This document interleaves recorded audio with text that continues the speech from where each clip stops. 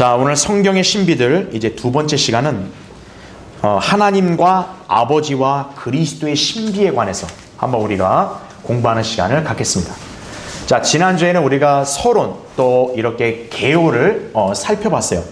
그러니까 성경의 신비들은 우리가 기본적으로 알고 있는 7가지 신비뿐만 아니라 그 외에도 또 다양한 신비들이 있다는 것을 우리가 살펴봤습니다. 그래서 오늘 이제 첫 번째 시간, 이제 하나님과 아버지와 그리스도의 신비에 관해서 우리가 다시 한번 공부를 해 보겠습니다.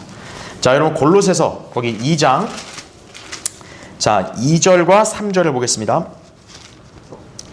이는 그들의 마음이 위로를 받고 사랑으로 엮어져서 완전한 이해의 확신이 모든 풍요함에 이르러 하나님과 아버지와 그리스도의 신비의 지식에 이르게 하려 함이라, 이렇게 말씀을 하고 있죠, 그렇죠? 예. 그러니까 완전한 이해의 확신이 풍요함에 이르면 어때요? 하나님 아버지 그리스도의 신비의 지식을 이제 우리가 깨닫게 된다는 얘기죠. 자, 우리가 어떻게 그럼 이런 위대한 신비를 알 수 있느냐? 바로 우리 안에 누가 계시기 때문에 그래요? 예수 그리스도가 계시기 때문에 그래요. 바로 3절 보시면 그럼 그 예수 그리스도 안에는 뭐가 있냐? 그의 안에는 자 뭐라고 얘기해요? 모든 지혜와 그다음 뭐랍니까? 지식의 보화가 감추어져 있느니라, 이렇게 말씀을 하고 있는 것이죠. 그렇죠? 그러니까 모든 지혜와 지식의 보화를 가지고 계신 그분이 지금 어디에 계세요? 우리 구원받은 성도들 각인 안에 계시는 거예요. 그러니까 여러분은 그분으로 인해서 이렇게 하나님과 아버지와 그리스도의 신비의 지식에 이를 수가 있다는 사실을 여러분이 잘 기억을 하셔야 됩니다. 예. 자, 오늘 그래서 우리는 구체적으로 한번 이 주제를 공부해 보겠습니다. 자, 그래서 먼저 나눠드린 유인물의 맨 앞에 왼쪽을 보세요. 하나님과 아버지와 그리스도의 신비죠. 자, 제가 지난 시간에 설명했다시피 우리 한글 킹제임 성경은 신비라 그랬어요. 근데 개역 성경은 그걸 모두 뭐로 바꿔요? 비밀로 바꿔버립니다. 예. 비밀, 이거죠. 그러니까 어떤 거예요? 못 깨닫는 거예요. 예. 그들이 읽은 성경에 따르면 뭡니까? 하나님의 비밀이래잖아요. 그럼 하나님의 비밀을 누구한테 알려줘요? 안 알려주죠. 예. 그걸 악용해서 어떤 거예요? 이상한 사람들이 그 비밀은 내가 알고 있다 이거죠. 그럼 내가 알고 있으니까 나한테 와서 들어야 된다 이거죠. 예. 바로 그런 유형의 집단 중에 하나가 누구냐면 바로 바곡수. 바로 그 집단들인 거죠. 예. 죄 사함의 비밀 이거죠. 예. 뭐 비밀, 거듭남의 비밀. 거듭남이 왜 비밀이에요? 거듭나는 거 공개적으로 누구나 다 믿으면 다 일어나는 일인데, 그죠? 예. 바로 그게 왜 그러냐면은 변개된 성경을 들고 있으니까 그러는 거예요. 예. 그러니까 거기 첫 번째 단락의 중간에 보면 잠언 14장 6절에 이런 말씀 있죠. 조롱하는 자는 지혜를 구하여도 얻지 못하나 깨닫는 자에게는 뭐라 그래요? 지식이 쉬우니라 이거죠. 여러분 하나님 말씀을 깨닫게 되면 어떻게 돼요? 이 성경적인 진리의 지식이 어렵지가 않아요. 예. 그런데 깨닫지 못한 사람은 어떻게 하는 거죠? 아무리 알려줘도 모르는 거예요. 이거 모르겠다. 이거 혼란스럽다 이거예요. 이게 단순한 걸 그냥 우리는 다 받아들이는데 어떤 거예요? 거듭나지 않은 사람들이나 교회만 대충 다니는 사람들은 알려줘도 이거 모르겠다 이러는 거예요. 예. 참 딱하죠. 그렇죠? 그래서 마치 거기 밑에도 보면 이사야 29장 11절 나온 대로 봉인되었으니 읽을 수 없노라, 이런 상황과 똑같은 거예요. 알고 싶으면 어떻게 해야 돼요? 성경을 읽으면 돼요. 본인이 깨닫고 싶으면 어떻게 하면 돼요? 주님께 지혜를 구해서 성경을 공부하면 됩니다. 하나님이 세우신 교회에 와서 듣고 배우면 돼요. 그런데 어줍지 않은 핑계를 대는 거죠. 이거 내가 알 수 있는 게 아니야. 이건 난 모르는 거야. 이건 내가 알 수 있는 게 아니야. 예, 그러는 거죠. 그러니까 그 옛날 이사야 선지자가 활동한 단계도 어떤 거예요? 봉인되어 있으니까 읽을 수 없다 이거예요. 하나님께 성경을 읽으라 그랬는데 이거 봉인돼서 못 읽는다 이거죠. 그러니까 스스로가 무지함에 갇혀 있는 거죠. 예. 그런 사람들은 여기 하나님과 아버지와 그리스도의 신비를 깨닫기는 요원하다 이거죠. 그래서 밑에 두 번째 단락에 밑주신 거 보세요. 그래서 하나님께서는 거듭난 성도들이 예수 그리스도 안에 감춰진 지혜와 지식의 보화를 어떻게 하기 원하신다? 풍성하게 캐내기를 원하신다 이거죠. 예. 우리 주님은 우리랑 숨바꼭질 하시는 분이 아니에요. 야 이거 찾아봐라 이런 분이 아니세요. 와서 네가 캐라 이거예요. 누구나 마음과 의지만 있다면 그 사람이 주님의 진리의 말씀을 찾으려고 하면 주님께서 가르쳐 주시는 거예요. 예. 그런데 이 일을 누가 방해하고 있다? 사탄이 방해를 하고 있다는 얘기죠. 바로 그 방해의 일환이 뭡니까? 신비를 무슨 단어로 바꿨다? 비밀로 바꿔버리는 거죠. 야, 비밀을 어떻게 남이 함부로 알 수 있냐? 아무도 모르는 거다. 뭐 이런 식으로 성경 아예 모르도록 무지하게 만들어버린 거라는 얘기죠. 그러나 바른 성경을 들고 있고 거듭난 여러분은 언제든 이 하나님과 아버지와 그리스도의 신비에 관한 지식을 여러분은 이해하고 받아들일 수 있다는 사실을 잘 기억하셔야 돼요. 그렇죠? 자, 옆에 그럼 하나씩 살펴보겠습니다. 먼저 1번, 하나님의 신비는 뭘까요? 자, 요한계시록 10장에 나온 말씀이에요. 이건 제가 예전에 계시록 강의할 때도 여러분에게 설명한 적이 있습니다. 자, 거기 박스칸도 보시면은 하늘과 그 안에 있는 것들과 땅과 그 안에 있는 것들과 바다와 그 안에 있는 것들을 창조하신 영원 무궁토록 살아계신 그분을 두고 맹세하기를 더 이상 지체하지 않을 것이라 이렇게 얘기했죠. 자, 여러분 제가 이 의미는 일찍이 설명드렸어요. 하나님이 지체하지 않으신다는 게 무슨 말이에요? 주님이 다시 오신다는 말이에요. 자, 그 신호가 뭐냐? 거기 보면은 몇 번째 천사라 그래요? 7째 천사가 소리를 내는 날들에 어때요? 그가 나팔을 불게 되리니 그때 바로 뭐라고 합니까? 하나님의 신비가 그분께서 자기의 종들이 선지자들에게 선포하신 것과 같이 이루어질 것이라 말씀하고 있죠. 하나님이 선지자들에게 무엇을 선포했을까요? 예, 재림이죠. 재림에 관한 예언. 그렇죠? 자, 여기서 하나님의 신비라고 이렇게 요한계시록 10장 7절에는 설명하고 있는데 이 신비는 이 땅을 문짝을로 통치하시기 위해 실제로 내려오시는 지상 재림을 의미하는 신비란 얘기죠. 그 증거가 뭡니까? 우리 요한계시록 11장 15절에서 봤어요. 7째 천사가 나팔을 불 때 하늘에서 어떤 음성이 들립니까? 세상 나라들이 우리 주와 그리스도의 왕국들이 되어 그분이 영원 뭉토록 통치한다 이렇게 나옵니다.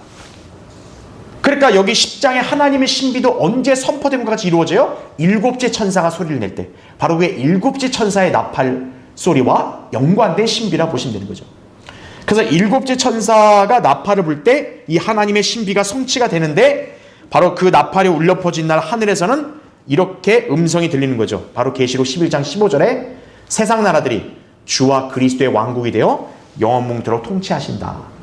자, 그래서 여기 하나님의 신비는 여러분이 어떤 개념으로 이해하면 돼요? 주님의 지상 재림을 가리킨다라고 보시면 되는 거죠. 예. 그러니까 이 주님의 지상 재림이 이제 마침내 공개적으로 드러나게 되는 거죠. 예. 그러니까 어떻게 보면 참 우리는 이거 한편에 우리 이성을 초월하는 그런 놀라운 일이기도 한 거죠. 예. 그러나 믿을 수 없는 건 아니에요. 그대로 믿으면 되는 거죠. 그렇죠? 예. 자, 두 번째. 자, 이번에 하나님의 신비를 받고 아버지의 신비는 뭘까요? 아니, 하나님과 아버지는 똑같은 거 아니에요? 근데 용어를 달리했다는 거는 이 신비의 개념도 다르다는 뜻이에요. 자, 아버지의 신비는 옆에 바로 표현되어 있죠. 무슨 신비? 경건의 신비가 바로 아버지의 신비입니다. 왜입니까? 아버지가 아들로 온다는 거예요. 이거는 우리 이성으로 이해할 수 있는 영역이 아닙니다. 근데 이거는 지극히 신비로운 일인 거죠. 그렇죠? 네. 그래서 경건의 신비입니다. 그래서 밑에 박스칸 보면 이사야 9장 6절에 이런 말씀이 있죠. 이는 우리에게 뭐라 합니까? 한 아이가 태어났고, 근데 이 아이를 뭐라 그러냐면 우리에게 뭐라 그래요? 한 아들이 주어졌으니. 기본적으로 여기에 메시아는 신분이 아들이에요. 근데 이 아들이 뭐라고 불리는지 보세요. 정부가 그의 어깨 위에 있을 것이요 그의 이름은 경이로운 분이라 상담자라. 그 다음 뭐라 불러요? 능하신 하나님이라. 그 다음 잘 보세요. 뭐라고 합니까? 영원하신 아버지라 불립니다. 아니, 방금 아들이라 그랬잖아요. 그런데 아들이면서도 뭡니까? 아버지라고 불린다는 얘기예요. 그건 바로 하나님의 아들 예수 그리스도가 곧 하나님이시라는 바로 그 진리입니다. 그래서 여기 아버지의 신비는 경건의 신비라는 거죠. 어떻게 아버지가 동시에 아들이 되냐 이거예요. 예. 바로 그 아들이면서도 동시에 영원한 아버지로 불리는 것은 바로 그 하나님이 육신으로 나타나시기 때문에 가능하다는 얘기죠. 예. 그래서 다음 페이지, 여러분 이제 다음 넘기시면 제가 거기 번호 표시했어요. 그래서 이제 위로 넘기시면 돼요. 이렇게. 예. 그래서 아까 맨 위에 제가 밑줄 친 거 설명드렸죠. 하나님께서 이 땅에 육신을 입고 나타난다. 그래서 아버지의 신비는 경건의 신비 또는 무슨 신비로 불린다? 성육신의 신비로 불린다. 예. 그러니까 여러분 성육신이라는 단어를 접하면은 항상 경건의 신비를 연상하시면 되는 거예요. 하나님이 인간의 육신을 입고 나타난다는 것을 여러분이 연상하시면 됩니다. 그러니까 디모데전서 3장 16절은 너무나도 유명한 말씀이죠. 예. 그래서 잘 보세요, 여러분. 우리 성경에는 경건의 신비라 그랬죠. 그렇죠? 근데 개역 성경에 뭐라고 돼 있어요? 크도다 경건의 비밀이요 이렇게 나와요. 근데 그 단어 자체가 왜 성립이 안 되냐면 계속 보세요. 하나님께서는 육신으로 나타나셨고 성령으로 의롭게 되셨으며 그 다음 뭐라 그래요? 천사들에게 보이셨다고 나오고 그 다음 잘 보세요. 누구에게 전파됐다? 이방인들에게 전파됐다. 이게 무슨 비밀이에요? 이게 어떻게 비밀이 되냐고요? 그렇죠? 이방인은 본디 하나님과 무관한 개들이라고요. 근데 비밀이 그런 사람들까지 공개적으로 전파가 됩니까? 애당초 말이 안 되는 거예요. 그래서 개역 성경은 엉터리라는 겁니다. 그래서 그러니까 여기에 비밀이라는 단어가 들어가 버리면 아예 자체가 성립이 안 되는 거예요. 그래서 우리 성경은 뭡니까? 미스터리, 신비란 말을 쓰는 거예요. 왜냐? 신비는 감춰진 게 아니죠. 신비는 정해진 때에 계시가 되는 거예요. 다만 그거는 우리 이성으로 헤아리는 게 아니라 그건 받아들여야 되는 영역이라는 얘기죠. 그렇죠? 네. 자, 그 점을 여러분이 잘 유념하시면 되고, 자, 그 다음에 3번, 세 번째. 자, 이번에는 그리스도의 신비는 뭘까요? 예. 그리스도의 신비는 그리스도의 몸 안에서 누구요? 유대인과 그 다음은 이방인의 연합을 가리킨다 이거죠. 이게 그리스도의 신비입니다. 예. 자, 그 밑에 박스칸 에베소서 3장 3절부터 6절을 보면 자, 사도 바울이 이렇게 고백을 합니다. 이것은 그분이 계시로 내게 자 뭐를 알게 하신 것이라 나와요? 신비를 알게 하신 것이며 그죠. 예. 내가 전에 간략하게 쓴 것과 같으니 너희가 읽을 때 거기서 그다음 뭐라 그래요? 그리스도의 신비 안에 있는 나의 지식을 이해하게 되리라. 그러니까 지금 여기 설명된 말씀은 뭐다? 그리스도의 신비라는 것을 친히 밝히고 있죠. 계속 보세요. 그것이 성령으로 그의 거룩한 사도들과 선지자들에게 지금 계시된 것처럼 다른 시대들에서는 사람들에게 아들들에게 어떻게 했다? 알려지지 아니하였으니라 나오죠. 예. 바로 뭐가 알려지지 않았냐? 계속 보세요. 이는 이방인들이 복음을 통하여 그리스도 안에서 뭐가 된다? 공동 상속자가 되는 거. 이거는 구약 시대 어떤 선지자에게도 알려지지 않았다는 거예요. 심지어는 예수님의 그 제자들, 사도들에게도 알려지지 않은 거예요. 이거는 누구에게만 하나님이 계시해 준 거예요? 바울에게만 최초로 계시한 거예요. 예. 그래서 이게 바울에게는 자신에게 이게 은혜라고 그런 거예요. 그래서. 예. 그래서 이방인들이 그리스도 안에서 공동상속자가 되고 그 다음 중요하죠. 뭐를 이룬다? 한 몸이 된다. 그 다음에 그의 약속에 동참자가 된다는 것이니라. 바로 이것은 단순한 어떤 현상이 아니죠. 신비입니다. 그래서 바울은 이것을 무슨 신비로 정의했다? 그리스도의 신비로 정의했다. 자, 그럼 이제 여러분은 이제 개념을 다시 한번 정립하셨어요? 한번 정리하면 하나님의 신비는 지상재림이다. 그렇죠? 아버지의 신비는 무슨 신비? 경건의 신비다. 그 다음에 그리스도의 신비는 뭐다? 그리스도 안에서 유대인과 이방인이 한 몸을 이룬다. 바로 이것이 그리스도의 신비라는 얘기죠. 자, 여러분 이해하시는데 어려우신 분 없죠? 예. 우리가 거듭나고 바른 성경의 말씀을 순수하게 믿는 성도라면 이 신비의 지식은 우리에게 가려진 게 아니에요. 오히려 우리에게 밝히 성령님께서 우리에게 가르쳐 주시고 일깨워 주시는 거예요. 예. 어려움이 없다는 거죠. 자, 그 다음 옆에 자, 이제 우리가 그 다음 신비로 넘어가겠습니다. 자, 첫 번째는 무슨 신비예요? 복음의 신비라는 거죠. 근데 여러분 만약 이거를 복음의 비밀이라고 한번 얘기해 보세요. 그럼 이제 박옥수 그 목사가 주장한 대로 되는 거예요. 거듭 죄사함의 비밀 이렇게 되는 거예요. 하지만 우리 성경에는 이게 비밀이라는 단어 안 쓰고 뭐예요? 복음의 신비라 그랬다죠. 자, 이 복음의 신비는 뭘까요? 예수 그리스도의 죽음, 장사, 부활이란 얘기죠. 예. 그래서 밑에 에베소 6장 19절 20절에 이런 말씀이 있죠. 그리고 나를 위하여서는 내게 말씀을 주시어 내 입을 열어 담대하게 뭐라 합니까? 복음의 신비를 알리게 하도록 기도하라 이렇게 나오죠. 예. 복음의 신비를 알리게 하도록. 이를 위하여 내가 사슬에 묶인 대사가 된 것은 나로 하여금 마땅히 할 말을 담대히 하게 하려는 것이니라 기록이 되어 있습니다. 그래서 밑에 보면 복음의 신비는 바로 무엇을 의미하는 신비다? 예수 그리스도의 죽음, 장사, 부활. 예, 그것을 의미하는 신비다 이거죠. 특히 이 신비 속에 있는 하나님의 지혜가 바로 누굽니까? 예수 그리스도를 가리키는 거예요. 고린도서 2장에서 바울이 바로 이 지혜를 약간 의인화시켜서 설명했는데 이 신비 속에 있는 지혜는 바로 예수 그리스도를 가리키는 거예요. 예. 자, 그분께서 십자가에 못 박혀 죽으셨죠. 그렇죠? 그 사실이 보편적인 상식으로는 받아들여지지가 않는 거예요. 그렇죠? 그래서 신비라는 겁니다. 그리고 예수 그리스도의 죽음, 장사, 부활로 유대인만 아니라 이방인이 그걸 믿음으로 말미암아 은혜로 구원받는다는 진리 역시도 뭐예요? 그 이전 시대에는 알려지지 않은 거예요. 때가 돼서 이제 이 교회 시대에 알려진 거죠. 그래서 이걸 신비라고 표현하는 거예요. 예. 자, 그러니까 어떻습니까? 이거를 일반 사람들이 그대로 받아들이지 못하는 거예요. 자, 유대인은 어때요? 이 복음을 받아들일 때 거부 반응을 일으킵니다. 그렇죠? 그래서 바울이 뭐라 그래요? 유대인들에게는 거치는 것이 된다 그러죠. 예. 그럼 이방인들에게는 어떻게 될까요? 이방인들에게는 이 복음의 신비가 어리석게 여겨지는 거죠. 예. 유치하게 여기는 거예요. 그런 걸 믿냐? 이거죠.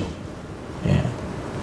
그러니까 이 복음의 신비는 유대인이나 믿지 않는 이방인들에게는 절대 알려지질 못하는 거예요.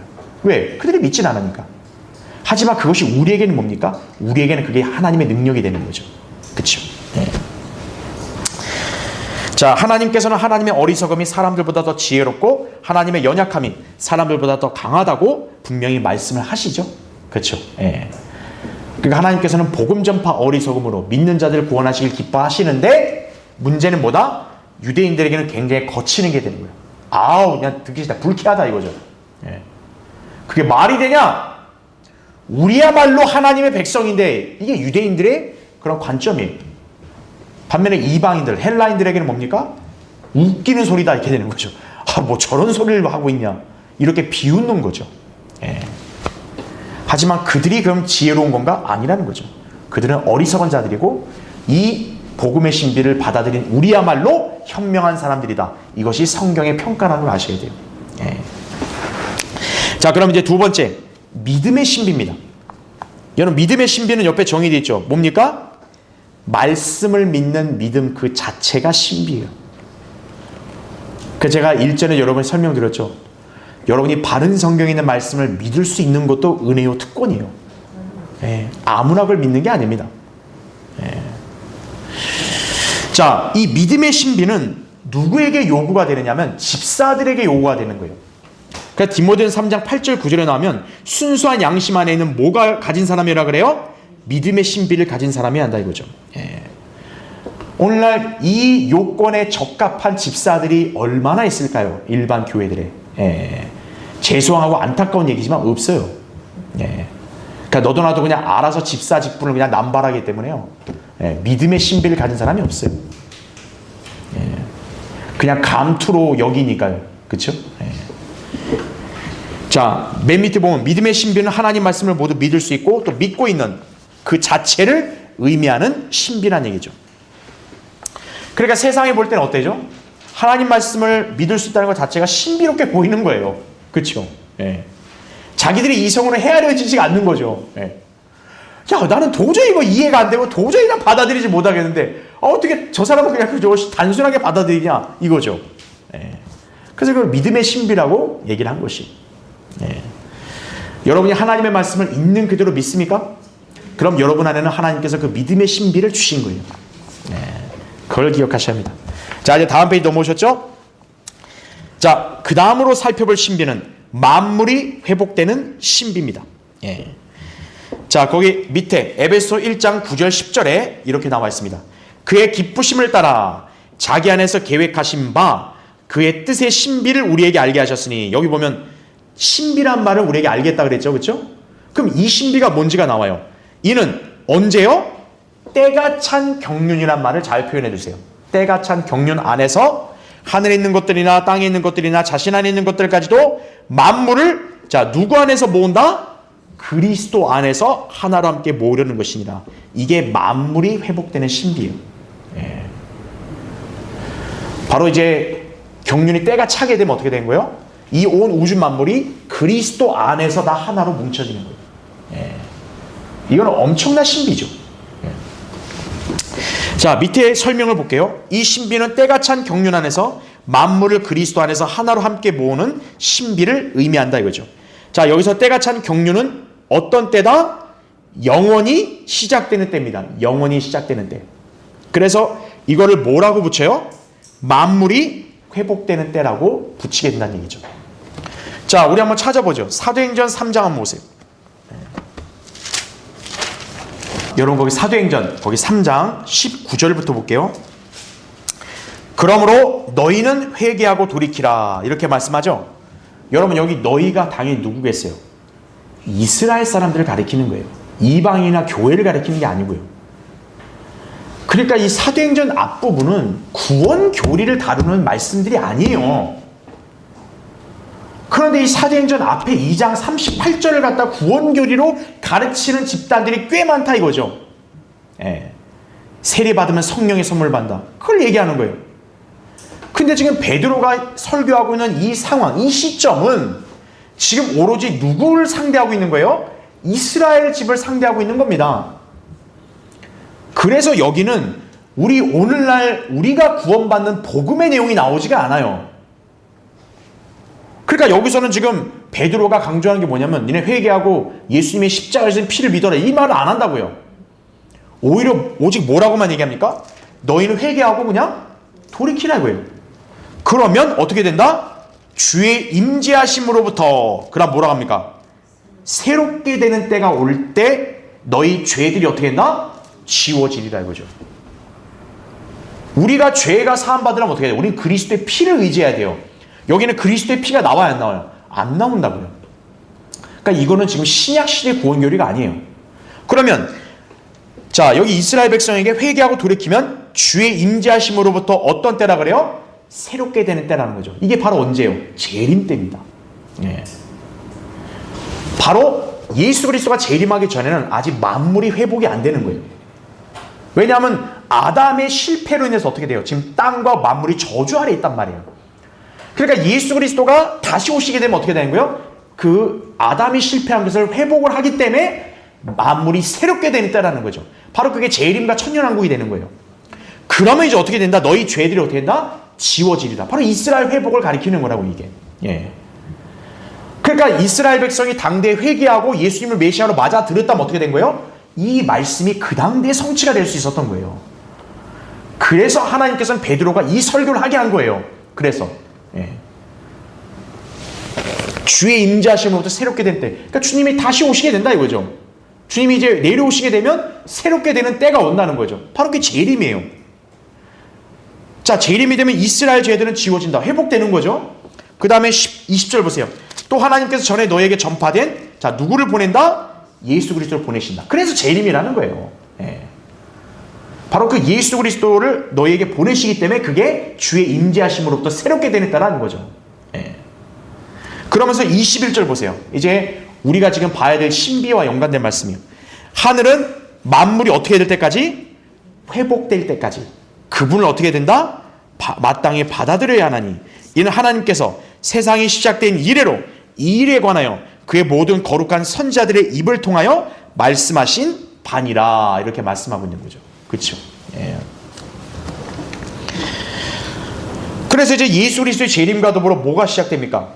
왕국 시대가 시작되죠. 천년왕국 시대. 천년왕국의 경륜이 펼쳐지는 거예요. 그 새롭게 되는 때라고요. 그렇죠? 그러면서 이제 어떻게 됩니까? 그때가 다 지나게 되면 어떻게 돼요? 때가 찬 경륜으로 이어지는 거예요. 여러분 하나님의 경륜이 뭡니까? 7가지 경륜이라는 거 우리가 다 배웠잖아요. 그러니까 그 마지막 7번째 경륜이 무슨 시대예요? 천년왕국 시대라고요. 그러니까 그 천년왕국 시대가 끝나게 되면 어떻게 되는 거예요?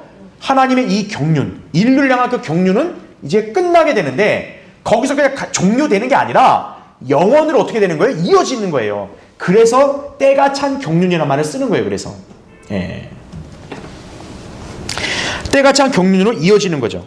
그렇게 되면 이제 모든 만물이 아까 우리 에베소 1장 읽었던 대로 이제는 그 만물이 어떻게 되는 거예요? 그리스도 안에서 이제 하나로 함께 모일 것이라는 얘기죠. 예. 이게 바로 하나님이 애초에 갖고 계신 원대한 계획인 거예요. 예. 그러니까 이것은 바울을 통해 우리에게 계시로 알게 하신 신비인데 우리 이성으로 이해할 수 있는 영역이 아닌 거죠. 기록된 그대로 받아들이는 거죠. 예. 이미 그리스도의 몸인 교회는 어때요? 예수님과 한 몸이 됐어요. 우린 예수 그리스도 안에 있는 사람과 똑같아요. 그러나 이제는 이 때가 찬 경륜이 되면 어떻게 되는 거예요? 이제는 예수 그리스도 안에서 만물이 하나로 모이게 되는 거예요. 예. 바로 이게 하나님께서 하늘에 있는 것이나 땅에 있는 것들, 심지어 자신 안에 있는 것들까지도 만물을 어디 안에서 하나로 모은다? 그리스도 안에서 하나로 모으는 것이에요. 예. 이게 바로 만물이 회복되는 신비예요. 예.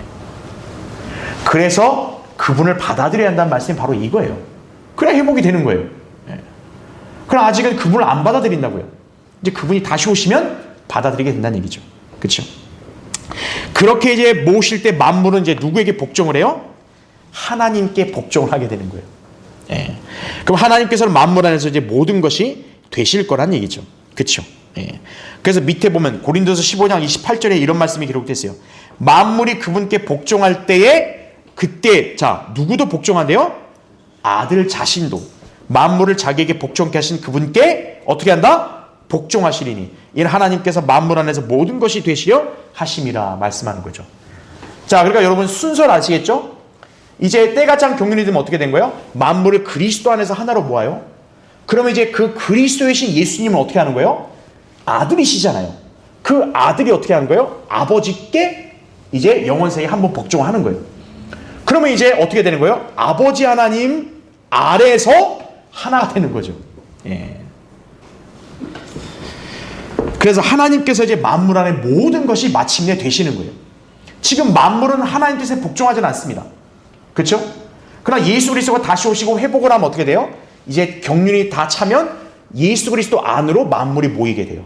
그리스도 안에서 하나가 돼요. 그럼 그 예수 그리스도가 이제 어떻게 하는 거예요? 영원세계 때는 아버지께 복종을 하는 거예요. 네. 그러면 이제 하나님이 모든 것이 되는 거죠. 왜냐? 이미 만물이 그리스도 안에서 하나 됐으니까. 그 그리스도이신 분이 아버지께 복종을 하니까. 이렇게 해서 하나님이 딱 영원세계 질서를 마침내 수립을 하시는 거죠. 그리고 이제 요한계시록에 계시된 대로 앞으로 영원세계에서 펼쳐나가는 거죠. 그러니까 제가 설명할 수 있는 한계는 여기까지예요. 제 설명이 여러분이 너무나도 정확하게 이해하기 어렵다. 그럼 저한테 따지면 안 돼요. 저는 성경에 기록된 그대로만 여러분에게 말씀드릴 뿐이에요. 그러니까 우리는 그렇게 받아들이는 거죠. 자, 이게 만물이 회복되는 신비다라고 이해하시면 됩니다. 자, 옆에 그 다음에 나오는 신비가 뭡니까? 7별과 7 금초대 신비입니다. 자, 이것도 이미 우리가 언제 공부했어요? 요한계시록 할 때 공부한 거예요. 그러니까 여러분은 얼마나 참 감사합니까? 우리 요한계시록 공부해 놓으니까 벌써 어때요? 첫 번째 하나님의 신비도 이미 우리는 살펴봤고, 그렇죠? 그 다음에 지금 여기에 있는 7별, 7 금초대 신비도 우리는 살펴봤다는 얘기죠. 자, 그럼 밑에 거기 박스칸에 계시록 1장 20절 보면, 자, 이제 하나님이 요한에게 하신 말씀이죠. 내가 본 것은 나의 오른손 위에, 자, 뭐라고요? 7별과 7 금초대 신비라 그랬죠. 자, 이것도 성경이 친히 해석합니다. 7별은 뭐라 그래요? 7교회 천사들. 별이 천사들이니까. 그쵸? 그 다음에 내가 본 7 촛대는 뭐라 그래요? 7 교회라 그럽니다. 자, 그럼 이게 왜 신비일까 이거예요. 왜냐하면 바로 여기에 나온 이 7 교회는 3가지의 적용이 가능하기 때문에 신비인 거예요. 예. 여러분 기억을 더듬어 보세요. 우리 요한계시록 공부할 때 요한계시록 공부하면서 우리가 3가지의 적용을 할 수 있다 그랬죠. 무슨 적용입니까? 역사적 적용, 그렇죠? 그 다음에는 교리적 적용. 마지막은 뭡니까? 영적 적용. 예. 바로 이 7 교회에 관해서도 뭡니까? 우리는 3가지 형태로 적용이 돼서 이 7 교회가 확대 해석이 될 수가 있는 거예요. 그렇죠? 이게 신비라는 거죠. 자, 거기 밑에 설명을 보면 7 교회에 관한 신비를 말하는데, 자, 역사적으로 보면 바로 요한이 이 계시록을 기록할 당시에 뭡니까? 소아시아 지역에 있는 실제 그 당시 역사적인 지역교회인 거예요. 이게 역사적 적용이죠. 그러니까 요한이 AD 한 90년경에 요한계시록 기록했다 치면 어때요? 그 당시에 있었던 지역교회인 거예요. 그때 에베소 지역에 에베소 교회가 있었고 또 퍼가모 지역에 퍼가모 교회가 있었고 바로 이렇게 7교회가 있었다는 거죠. 그래서 요한계시록 기록의 액면 그대로는 뭐냐면 요한이 그 당시에 역사적인 교회들에게 한 실제적인 말인 거예요. 그게 역사적 적용입니다. 그러나 교리적으로는 이게 어느 시대에 적용된다고 우리가 공부했어요? 환란 시대라고 얘기했습니다. 왜냐? 여기선 비록 교회지만 이때 교리적으로는 뭡니까? 여기는 신약교회의 개념이 아니라 환란 시대의 성도들의 모임에 더 어울린다는 얘기죠. 그러니까 뭐가 나오는 거예요? 행위 구원이 나오는 거예요. 그래서 이기는 자는 생명나무의 과실을 먹는다. 그런 얘기가 나오는 거예요. 우리는 생명나무 과실을 먹어요? 안 먹어요? 안 먹습니다. 먹을 필요도 없어요. 왜요? 예수 그리스도를 믿었을 때 영생을 선물로 받았기 때문에. 그래서 우리는 생명나무의 과실을 안 먹어요. 하지만 여기 요한계시록에 나온 7교회들에게는 이겨야만 생명나무 과실을 먹는다는 약속이 주어져요. 왜 그러냐면 그들이 그걸 먹어야 영생을 얻는다는 뜻이잖아요. 그게. 그러니까 이거는 교회 시대 구원교리가 아니라는 거예요. 그러니까 여기 요한계시록 2장 3장의 7교회는 교리적으로 보면 뭐예요? 환란 시대 성도들이 모인 그 모임에 적용이 된다라고 보시면 되는 거예요. 예. 자, 그리고 영적으로 보면 뭡니까? 2000년 교회 시대의 역사를 반영한다고 제가 말씀드렸죠. 그래서 에베소 교회는 AD 30년부터 뭐 90년, 100년까지. 그리고 스모나 교회는 100년부터 325년 또는 313년까지. 이런 식으로 우리는 그 2000년 교회 시대를 7시대 교회로 나누어서 우린 다 공부를 했습니다. 그렇죠? 자, 그래서 영적 적용을 한다면은 우리 2000년 교회 시대의 역사 가운데서 실제 일어났던 일들 이렇게 여러분이 살펴볼 수 있다는 거죠. 자, 그러니까 어때요? 단순한 7교회가 아니라 어때요? 그 7교회가 과거의 역사와 그 다음에 2000년 교회 시대와 그 다음에 먼 미래 환란 시대까지를 겨냥하고 있으니 그래서 이걸 신비라고 그러는 거예요. 신비. 예. 자, 그럼 이제 우리는 한번 기억을 되살리는 차원에서 밑에 표를 보고 정리를 해보겠습니다. 자, 맨 처음에 무슨 교회? 에베소 교회. 에베소의 이름의 뜻이 뭐라 그랬어요? 온전히 목적된. 왜입니까? 이게 초대 교회 시대를 가리키니까. 즉, 주님은 어떤 거예요? 교회의 기초를 누구로 해놨어요? 사도들과 선지자들을 세웠잖아요. 바로 그 사도들이 활동하던 시대를 다루기 때문에 어떤 거예요? 그 사도들을 중심으로 하나님의 목적이 이루어진다 해서 에베소 교회라는 명칭이 어울린다는 얘기예요. 그래서 성경 본문은 2장 1절부터 7절에 나오고 기간은 AD 30년부터 몇 년까지 역사다? 100년까지의 역사를 가리킨다. 왜냐? 이 사도들 중에 마지막으로 죽는 사도가 누구예요? 요한이죠. 요한이 계시록 기록하고 죽잖아요. 그 요한계시록 기록한 시기가 AD 90년경이란 말이에요. 그래서 에베소 교회, 사도들이 활동하던 시대는 AD 100년 이전에 끝나니까 그래서 에베소 교회를 100년 이전을 잡는 거예요. 예. 그래서 그 옆에 특징은 뭐다? 사도들의 시대. 바로 성경의 기록이 이때 있었죠. 그리고 교회가 시작이 되고 형성이 되던 시대였다 이거죠. 그래서 이때 성경 대리민의 그룹은 단연 사도들이었다라는 거죠. 그래서 사도들의 모임이니까 온전히 목적된 에베소 이름과 딱 어울리는 거고. 자, 두 번째 스머나 교회입니다. 여러분 스머나의 이름 뜻이 뭐예요? 몰약입니다. 몰약은 죽음과 연관된 약이에요. 즉 이때는 어마어마하게 죽었다는 뜻이에요. 그래서 2장 8절부터 11절의 본문에 나오는데 언제부터 언제까지 기간이에요? 100년부터 325년 또는 313년이라고 했습니다. 왜냐? 로마 제국 박해가 이제 끝나는 시기가 313년이거든요. 사실은. 예. 콘스탄틴이 기독교 공인하면서. 그러니까 로마 제국의 박해가 멈추기 전까지의 시대가 무슨 시대다? 스머나 교회 시대라는 거죠. 그래서 이 시대를 특징짓는 내용이 뭐였습니까? 자, 앞선 시대는 사도들이 활동했어요. 스머나 교회 시대는 교부들이 주로 활동합니다. 교부들의 시대.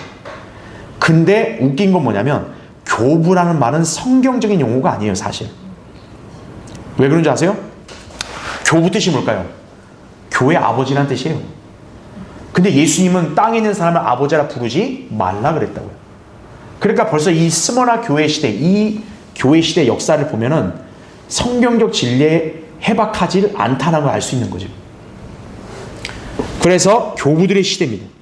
그렇지만 어쨌든 이 시대에도 사도들을 뒤이어서 성경대로 믿는 사람들이 있었다는 얘기죠. 옆에 나오는 몬타니스트, 노바티안, 바로 이런 사람들은 어떻게 합니까? 이 로마 제국의 어마어마한 박해를 믿음으로 견뎌내고 기꺼이 순교한 사람들이죠. 그렇죠? 그래서 로마 제국에 의한 박해의 기간이 바로 스무나 교회의 주요 특징이라고 보시면 됩니다. 그래서 어마어마한 박해를 받았죠. 그러니까 스무나 교회 시대 산 사람들 보면 굉장히 그리스도인들 중에 비참하게 보일 수밖에 없어요. 왜? 처참하게 죽으니까. 하지만 주님은 뭐라 평가하세요? 네가 오히려 부유하다고 나옵니다. 예. 믿음 안에서는 부유한 사람들이에요. 왜요? 비록 비참하게 죽어도 믿음은 지켰으니까. 그렇죠? 반면에 그 구차한 목숨을 구하려고 믿음을 저버린 사람은 뭐예요? 하나님 보시기에 비참한 사람인 거예요. 예. 자, 스무나 교회의 또 안타까운 그런 현상은 뭐냐면 거짓 교리들이 준비가 됩니다. 즉 교부들이 이렇게 성경적 진리에 밟지 않고 성경을 그대로 믿지 않고 이상한 철학적인 방식으로 접근하기 시작하니까 어떻게 돼요? 성경을 철학적인 이상한 거짓 교리를 만들어냅니다. 그 대표적인 게 바로 오리겐이잖아요. 그렇죠? 예. 자, 이때가 스무나 시대였다 보시면 되고, 세 번째 퍼가모. 퍼가모 이름 뜻은 뭡니까? 숱한 결혼. 여러분 벌써 감이 오죠? 이거 뭡니까? 그냥 교회들이 너도나도 그냥 세상과 그냥 짬뽕이 됐다는 얘기예요. 그럼 왜 이런 일이 펼쳐졌을까요? 313년에 로마 제국 황제 콘스탄틴이 어떻게 했다? 기독교를 공인을 해버립니다. 그러니까 그 전까지는 기독교는 박해의 대상이었다면 이제는 기독교를 인정하는 그런 행보로 바꿔버린 거예요. 그러니까 표면적인 박해는 어떻게 돼요? 그친 겁니다. 예. 자, 그러면서 이제 대신 어떤 일이 벌어집니까? 로마 제국이 기독교를 흡수해버리는 거예요. 그러니까 박해를 안 한다 해서 자유롭게 놔두는 게 아니라 이 국가라는 제도 아래 통제를 받는 교회가 되라 이거죠. 예. 그렇게 되면 교회의 머리는 누가 되는 거예요? 로마 황제가 되는 거죠. 그게 나중에 누구로 바뀌는 거예요? 카톨릭 교황으로 바뀌는 거예요. 나중에는. 그래서 이 퍼가모 교회의 특징은 뭡니까? 가짜 교회가 등장하기 시작한다는 얘기죠. 바로 그 가짜 교회는 뭐냐? 국가교회입니다. 교회들이 로마 카톨릭에 종속이 되면서 하나의 제도권 교회가 만들어지는 거예요. 그게 바로 로마 카톨릭의 전신이 되는 겁니다. 그래서 퍼가모 교회의 특징은 뭐다? 로마 카톨릭이 준비가 되고 형성이 되는 기간이다 보시면 되는 거예요. 그래서 이 교회의 특징은 뭡니까? 이교도랑 막 혼합을 하는 거예요. 예. 그러니까 괴롭히지 않으니까 대신 뭐다? 야, 이교도들 받아들여 교회에서 이거죠. 그러니까 너도 나도 뭡니까? 다 교회로 몰려드는 거예요, 사람들이. 그냥 오는 게 아니라 뭐예요? 자기네 이교도 의식을 갖고 들어와 버리는 겁니다. 그럼 교회들은 그걸 어떻게 해요? 타협을 해서 기독교로 둔갑을 시키는 거예요. 각색을 하는 거예요. 그렇게 해서 로마 카톨릭이 탄생을 하는 거죠. 자, 이때 우리 성경 대리면 그룹이 누구였습니까? 도나티스트였죠. 제가 작년에, 올해 말고 작년에 수련회 때 강의했던 게 바로 우리 도나티스트였죠. 그렇죠? 네. 자, 그래서 500년까지가 퍼가모 교회 시대였다. 자, 그래서 다음 페이지요. 그 다음 교회 시대는 무슨 시대요? 두아티라 교회 시대입니다. 자, 두아티라 이름의 뜻은 뭐예요? 고통의 향기예요. 그래서 기간은 500년부터 언제? 1000년까지. 그래서 역사적으로 보면 이때를 중세시대라고 얘기하거든요. 틀렸습니다. 정확하게 얘기하면 뭡니까? 우리는 암흑시대라고 얘기를 해야 돼요. 자, 이 두아티라 왜 고통의 향기일까요? 어마어마한 박해가 본격적으로 시작이 되는 거예요. 근데 차이점이 뭡니까? 앞선 스모나 교회는 로마 제국이 박해했다면 여기 두아티라 교회 시대부터는 이제 누가 박해를 하는 거예요? 로마 카톨릭이 박해를 하는 거예요. 예. 자, 이 두아티라 교회 시대의 특징이 뭐냐면 이제 무슨 제도가 도입이 돼요? 교황 제도입니다. 그래서 로마 카톨릭 교회를 무슨 교회라고 여러분 부르시면 되냐면 교황 교회라 부르면 돼요. 교황이라는 제도를 본격적으로 아예 교회에 정착시켜버린 것이 로마 카톨릭입니다. 예. 그래서 본격적으로 이제 교황이 등장하고 로마 카톨릭의 세력이 점차 확산되어 가기 시작한 시대가 두아티라 교회 시대다. 그러니까 이때 성경 대리면 그러면 누굽니까? 폴리시안이었죠. 폴리시안. 그래서 이 폴리시안들이 믿음을 지키기 위해서 엄청난 박해를 견뎌낸 거죠. 자, 그 다음 교회 시대에는 뭡니까? 사대. 사대가 무슨 뜻이에요? 붉은 자들. 여러분 붉은 자 하면 딱 벌써 연상이 돼야죠. 어마어마한 유혈 사태가 벌어지는 겁니다. 자, 그래서 1000년부터 1500년까지인데 바로 암흑시대가 절정을 찍고 이제 새벽으로 넘어가는 시점이 되는 거예요. 그러니까 뭡니까? 가장 깜깜하다가 서서히 밝아지기 시작하는 거죠. 네. 그래서 이때 시대를 특징 짓는 게 뭐냐면 로마 카톨릭의 권세가 하늘을 찔러요. 어느 정도까지냐? 로마 카톨릭이 황제의 권력까지 이렇게 좌지우지하는 거예요. 예. 그런 로마 카톨릭이 어때요? 절정을 이룹니다. 그래서 이 로마 카톨릭은 어떻게 합니까? 자기네 이 교회를 반대하는 성경 읽는 사람들을 무참히 죽여버리는 거예요. 왜냐? 이때 권력이 절정에 달하니까 못할 게 없는 거죠. 어마어마하게 죽입니다. 그러나 동시에 어떤 일이 벌어집니까? 이제 카톨릭의 권위가 쇠퇴를 하기 시작합니다. 예. 왜냐? 교황이 별게 아니라는 게 이제 서서히 알려지기 시작하거든요. 예. 그래서 이 시대에 나오는 게 뭡니까? 흑사병, 또 십자군 전쟁. 로마 카톨릭이 할 게 아무것도 없는 거예요. 사람들 앞에서는 교황이 무슨 마치 하나님 대리자라는 식으로 얼마나 그렇게 사기를 쳤어요. 근데 그런 카톨릭이 뭡니까? 십자군 전쟁에서 저런 이슬람한테 지고, 그죠? 그 다음에는 뭡니까? 흑사병이 아무것도 대처를 못하는 거예요. 그때부터 이제 어떻게 합니까? 사람들이 교황의 권위를 불신하기 시작하는 거예요. 예. 이때부터 이제 카톨릭이 쇠락을 하기 시작한다는 얘기죠. 자, 이때 성경대려면 그룹이 누굽니까? 왈덴시안들이죠. 예. 그래서 이렇게 왈덴시안들이 활동을 했다. 자, 그 다음 교회 시대 필라델피아입니다. 이름이 좋죠. 무슨 뜻? 형제사랑. 1500년부터 1900년. 바로 이 시대에 아주 위대한 뭐가 있었습니까? 종교개혁이 있었고 이제 부흥이 일어났던 시대가 바로 필라델피아 시대이죠. 이때 성경 들은 사람들은 누구냐? 바로 재침례 교도들입니다. 예, 재침례 교도들. 자, 근데 안타깝게도 이 부흥의 시대는 오래가지 못합니다. 1500년부터 언제까지요? 1900년에 가서 완전히 꺾여버립니다. 왜냐? 변개된 가짜 성경들이 나오기 시작하면서요. 예. 그래서 마지막 교회 시대가 뭡니까? 라오디케아 교회 시대. 1900년부터 언제까지? 우리가 휴거될 때까지. 그래서 이 시대는 특징이 뭡니까? 필라델피아가 정반대예요. 필라델피아는 열린 문이었다면 라오디케아는 문이 닫히고 있는 거예요. 그래서 복음이 활성화돼서 많은 분들이 구원받기보다는 대다수의 사람들이 거부하는 시대예요. 그리고 심지어 믿음을 처음 가졌던 그리스도인들이 믿음을 저버리는 시대이기도 한 거예요. 이게 배교의 시대입니다. 자, 이때 성경대를 믿는 그룹은 누굽니까? 바로 오늘날 우리 성경대를 믿는 사람들이라는 사실을 아셔야 돼요. 그 여러분이 기억하셔야 할 게 뭡니까? 사도들의 신앙을 전승한 사람들은 저 개신교회들이 아니에요. 우리 성경대를 믿는 사람들이 사도들의 믿음의 유산을 전수받은 사람들이에요. 그래서 우리 성경대를 믿는 교회는 개신교회와 다른 거예요. 개신교회들은 프로테스탄트니까 어떻게 합니까? 한걸하는 거예요. 근데 여러분 아셔야 돼요. 우리는 프로테스탄트가 아닙니다. 우리 믿음의 선배들이 여러분 로마 제국과 싸웠어요? 아닙니다. 기꺼이 끌려가 그냥 죽었어요. 그냥. 왜냐? 우리는 세상을 변화시킨 사람들이 아니거든요. 우리는 세상의 어떤 그런 체제와 왕국을 정복시킨 사람이 아니에요. 우리의 입맛대로 바꾸는 사람들이 아니에요. 우리는 무슨 일을 하는 거예요? 주님이 오셔야만 해결된다고 믿는 사람이에요. 그래서 우리는 세상 체제에 간섭하거나 거기에 염려하는 게 아니라 한 사람이라도 복음을 전해서 구령하는 것을 우리는 더 신경 쓰는 사람들이라는 걸 아셔야 돼요. 그게 프로테스탄트와 우리의 차이라는 걸 아셔야 돼요. 그러니까 여러분이 헷갈리시면 안 돼요. 아, 저 일반 교회들은 막 그렇게 정부에 대항해서 막 이렇게 하던데요. 저 사람들은 프로테스탄트니까 하는 거예요. 우리는 프로테스탄트가 아니에요. 우리는 성경대로 믿는 사람들이죠. 예. 그걸 여러분이 잘 기억을 해야 된다는 얘기죠.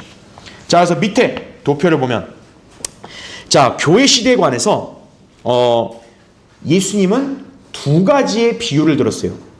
그 위에 보면 첫 번째는 교회 시대 2000년을 뭐로 나눴습니까? 밤의 네 경점으로 나눴어요. 예. 그래서 유대인들의 시간 개념에 따라 여러분 저녁은 몇 시부터 시작입니까? 6시부터 시작을 해요. 그래서 밤에 4경점이니까 어떻게 돼요? 저녁 6시부터 아침 6시까지 12시간을 4로 나누면 되겠죠. 그러면 6시부터 몇 시까지가 돼요? 처음에는 9시까지가 되겠죠. 이게 저녁입니다. 그 다음에 9시부터 12시까지는 뭡니까? 한밤중. 깜깜해지는 시기인 거죠. 이게 이제 500년부터 1000년까지가 되는 거예요. 그 다음에 12시부터 3시까지가 닭이 울 때. 그렇죠. 가장 깜깜하면 그게 달하면서 이제 서서히 새벽에 오는 때. 그리고 3시부터 뭡니까? 이제 5시까지가 필라델피아 교회 시대. 마지막 6시 얼마 안 남은 때가 라오디키아 시대입니다. 그래서 예수님은 이제 어떻게 한 거예요? 우리가 이제 교회 시대를 AD 30년부터 시작이라고 치면 30년부터 2000년까지잖아요. 이거를 4경점으로 나눠서 500년까지가 저녁, 500에서 1000년까지가 한밤중, 1000년에서 1500년까지가 그 다음 뭐예요? 닭이 울 때. 그 다음 마지막 1500에서 휴거 전까지가 아침. 예. 여러분 주님이 재림하는 걸 뭐로 비유합니까? 아침으로 비유하죠. 왜냐? 태양이 뜨는 거거든요. 그러니까 주님이 재림하는 때는 언제다? 뭐 에베소, 스모나 이런 교회 시대가 아니라 라오디키아 교회 시대 그때 재림하는 거예요. 예. 그렇게 우리가 알 수 있는 거예요. 예수님은 밤에 4경점 얘기하신 이유를 아시겠죠? 500년 단위로 나누시면 되는 거예요. 그럼 여기 성경 드리면 그룹을 여러분이 이 도표 보신 대로 누면 이때 우리가 활동했구나. 우리 선배들이. 그렇게 이해하시면 되겠죠? 그 다음 밑에 예수님은 또 낮에 일하는 관점으로 비유하십니다. 여러분 낮은 뭐예요? 포도원이죠. 자, 주인이 일꾼을 아침에 일찍 찾았습니다. 하루에 한 데나리온으로 품삯 정해서 너 하루 종일 일하면 한 데나리온 일당을 준다 그랬어요. 아침 일찍 왔죠? 그 다음에 주인이 몇 시에 일꾼을 불러요? 3시경. 이게 이제 낮으로 비교하면 9시입니다. 그 다음에 몇 시에 불러요? 12시, 6시경. 가장 더울 때. 그렇죠? 가장 힘들 때죠. 그 다음에는 오후 3시. 이게 9시경이죠. 그 다음에 언제 불러요? 5시입니다. 11시경. 그러니까 마치 뭡니까? 1시간밖에 안 남을 때. 그때 11시에 부른 거예요. 자, 여기서 다 각자 일을 해서 일당을 줬죠. 일당이 차이가 있을까요? 차이가 없습니다. 그럼 누가 제일 불만이 많겠어요? 아침 일찍 온 사람이 제일 불만이 많겠죠. 어떻게 똑같이 취급을 합니까? 이거죠. 반면에 우리가 속된 말로 제일 땡 잡은 사람이 누구예요? 11시에 온 사람들이죠. 바로 이게 누구예요? 라오디키아. 이 마지막 대사는 우리인 거예요. 우리는 그만큼 하나님의 은혜와 혜택을 받았다는 얘기를 주님이 암시하신 거예요. 네. 그래서 6시부터 9시까지가 뭡니까? AD 500년까지.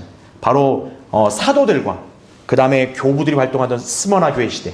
이때 로마 제국에 어마어마한 박해를 받았죠. 힘들 때예요. 그 다음에는 500년부터 1000년, 9시부터 12시, 3시경, 6시경. 이제 점점 뜨거워질 때죠. 고통의 향기가 올라가는 두아티라 시대. 고통이 아주 심해지는 때죠. 12시부터 3시가 어때요? 쨍쨍하게 더운 날이죠. 엄청 힘들 때죠. 바로 사대교회 시대. 그 다음에 3시부터 5시까지 필라델피아 시대. 그렇죠. 그 다음 마지막 5시부터 6시. 1시간 고작 일 안 하는 라오디키아 교회 시대. 즉 하나님께서 보실 때 뭐예요? 라오디키아 교회 시대는 제일 편하게 해준 거예요. 사실은. 그막 한편으로 우리가 연약하다고 여기시니까 이렇게 1시간만 일하게 하신 거예요. 그럼에도 뭡니까? 하나님은 차별을 두는 게 아니에요. 지금 현재 여러분의 믿음 생활과 초기 교회 그 어마어마 박해받은 사람들과의 그런 믿음 생활에 있어서 가산점을 먹이되 여기다 주고 이게 아니라는 거예요. 똑같이 평가하시는 거예요. 그러니까 우리는 얼마나 참 어마어마한 어드밴티지를 받은 사람들이에요. 그러니까 여러분의 그 믿음 생활 신실하게 하셔야겠죠. 그죠? 예. 그러니까 이렇게 지금 좀 힘들다 해서 나는 힘들어서 믿음 생활 못하겠다. 그러면 안 돼요. 우리 순교당한 우리 믿음의 선배들을 생각을 해야지. 그렇죠? 예. 자, 여러분 그 점을 잘 기억하시기 바랍니다. 자, 이제 다음 시간에 계속 이어서 하겠습니다.